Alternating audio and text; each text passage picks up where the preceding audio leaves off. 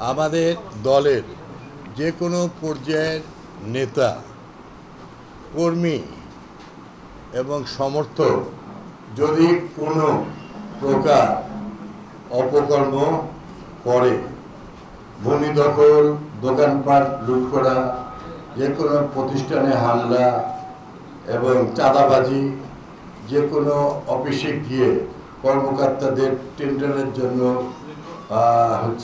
জোড়াজুড়ি ভয় দেখানো, ভাঙচুর করে, তাহলে আমি সকল বড় বড় অফিসের উচ্চ পর্যায়ে যারা কর্মকর্তারা আছে তাদেরকে আমি কেন্দ্রের আদেশে আদিষ্ট করেছি যে আপনারা প্রথমেই সেনা ক্যাম্প, পুলিশ কমিশনার কার্যালয় এবং পুলিশ, ডিজিএফআই, এনএসআই এবং দলের জেনারেল সেক্রেটারি বরাবর তারা যেন সবাই যেন এই অন্যায়ের প্রতিবাদে যেন তারা দরখাস্ত দেয়, জানায়, সহযোগিতা চায়। সে যেই হোক, যারা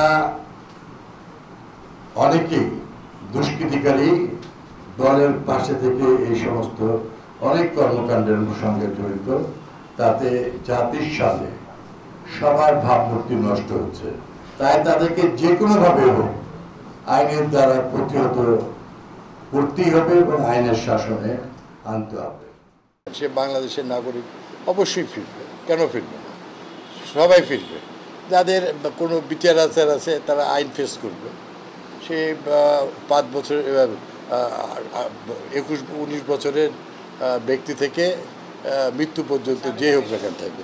শেখ হাসিনাকেও ফিরতে হবে, পলাতক নেত্রী শেখ হাসিনাকেও দেশে ফিরতে হবে অবশ্যই। তার বিরুদ্ধে মানবতা বিরোধী বিশ্ব আদালতে বিচার হবে, তাকেও আসতে হবে। রাজনৈতিকভাবে খুবই সচেতন, যারা এই সমস্ত অপকর্মের সঙ্গে জড়িত আছে তারা খুবই দ্রুত জড়ে পড়বে। আর যারা প্রকৃত ভালো নেতা, সে যে দলেরই হোক না কেন, ভালো ব্যক্তি, তারা অবশ্যই হাইলাইট হবে। নিউ জেনারেশন তো একটা ভালো পলিটিক্যাল একটা লিডারশিপে আসছে, এটা আমাদের দরকার, জাতির জন্য দরকার।